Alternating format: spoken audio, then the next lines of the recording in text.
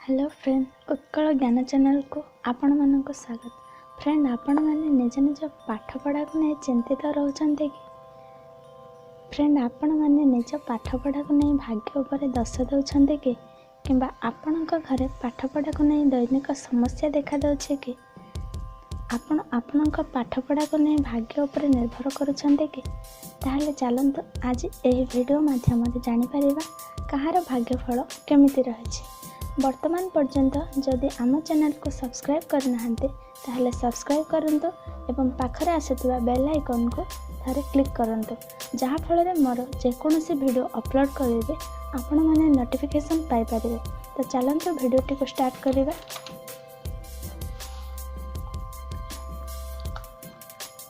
राशि चक्र अनुसार आमर 12टी राशि रही। तो चलते जानिबा केउं राशि जात व्यक्ति भाग्यफल कौन कहूँ। किंतु आपणक भाग्यफल जानिबा परे दुख अनुभव करिया नाही, कारण आपणक भाग्य को दोष देबा आगरु जदि आपण माने निज निज अभ्यास को बदलाई पारिबे ताहले देखिबे आपे आपे आपणक भाग्य मध्य बदली जिवो। प्रथमतः मेषराशि जात व्यक्ति भाग्यफल कहूँ पढ़ापढ़ी मन तटाई भ्रमण और खेलकूद प्रति रुचि बढ़ाई समालोचित होता। नेक्स्ट वृषराशि जात व्यक्ति अध्ययन प्रति विमुख हो आलस्य और भोगविलास दिगक ढली पड़ती और गुरुजन मानकर शांतिभंग घटाती, अर्थात गुरुजन मान को असम्मान करिथांते।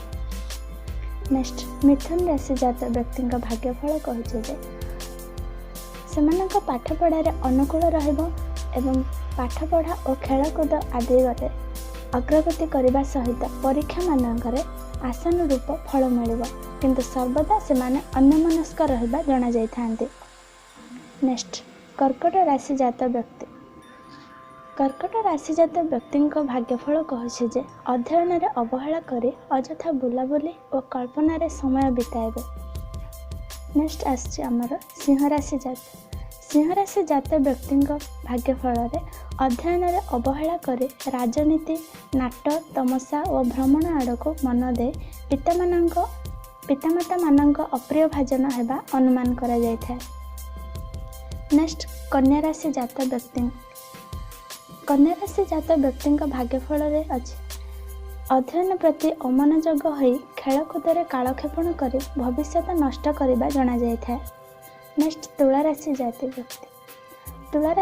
व्यक्ति भाग्यफल पाठ पढ़ापढ़ी कृतकार्य होबार आशा जना जाए और परीक्षा रे आशानुरूप फल मिल पारे, किंतु स्वास्थ्यर हानि घटी थाए। नेक्स्ट बिच्छा राशि जात व्यक्ति पढ़ापढ़ी प्रति आग्रही रहिले मध्य सांगसाथी द्वारा निजर किछि मात्रा रे क्षति हो पारे। स्वास्थ्य प्रति दृष्टि देवा निहाती आवश्यक।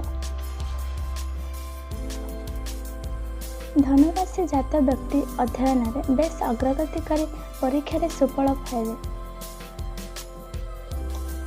खेल कसरत और भ्रमण रे सतर्कता और एकता निहाती आवश्यक। नेक्स्ट मकर राशि जात व्यक्ति भाग्यफल पाठ अपेक्षा साठ को सेमाने अधिक गुरुत्व दे अध्ययन रे पछे जिबा मन करिथांती एवं खेलकूद रे अधिक मनोनिवेश करिथांती।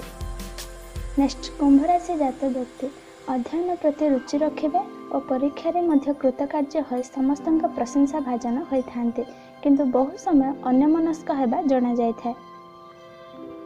नेक्स्ट मीनराशि जात व्यक्ति भाग्यफल रही जे अध्ययन क्षेत्र में निजर परिश्रम बल आगुआ हेबे, किंतु स्वास्थ्यर अवनति घटी पारे।